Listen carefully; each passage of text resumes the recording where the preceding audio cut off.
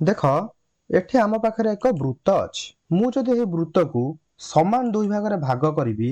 एवं यार गोटिए भाग को मु रंग करिवि तेबे मु संपूर्ण वृत्तर केते भाग को रंग कली एक विभक्त को दुई भाग को रंग कली कारण मु वृत्त को दुईटी समान भाग रे भाग करछि एवं गोटिए भाग को रंग करछि जदि मु दुईटी भाग को रंग करिवि तेबे मु केते भाग को रंग कली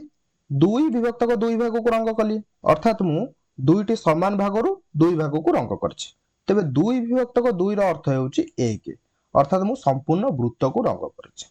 तेबे आउ एक उदाहरण नै बुझिबा तेबे देखो एठी मो पाखरे आउ एक वृत्त अछि मु याकू समान तीन भाग रे भाग करिछि तेबे मु जदि प्रत्येक भाग को रंग करिवि तेबे वृत्तर प्रत्येक भाग एक विभक्तक तीन हेबे तेबे मु केते भाग को रंग कली संपूर्ण वृत्तर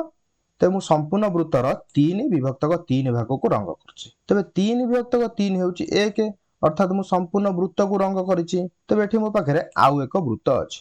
एही वृत्त को मु संपूर्ण रंग करिछि तेबे मु संपूर्ण वृत्तर केते भाग को रंग करिछि संपूर्ण वृत्त होछि एक एवं मु यार एक भाग को रंग करिछि अर्थात मु एक विभक्तक एक भाग को रंग करिछि एक विभक्तक एक होछि एक अर्थात मु संपूर्ण वृत्त को रंग करिछि तेबे जदि आमे याकू संख्या रेखार बुझिबाकू चाहिबा तेबे एक विभक्तक एक क्षेत्र रे देख आमे 0 ठू 1 पर्यंत गोटिए थर रे जाइचंती तेबे दुई विभक्तक दुई क्षेत्र रे आमे 0 ठू 1 पर्यंत दुईटी समान भाग दे जाइचंती प्रत्येक भाग एक विभक्तक दुई एवं तीन विभक्तक तीन क्षेत्र रे आमे 0 ठू 1 पर्यंत तीनोटी समान भाग दे जाइचंती प्रत्येक भाग एक विभक्तक तीन तेबे एठी देख एही तीनोटी क्षेत्र रे आमे 0 ठू 1 पर्यंत जाइचंती किंतु अलगा अलगा प्रणाली दे जाइचंती ठीक अछि।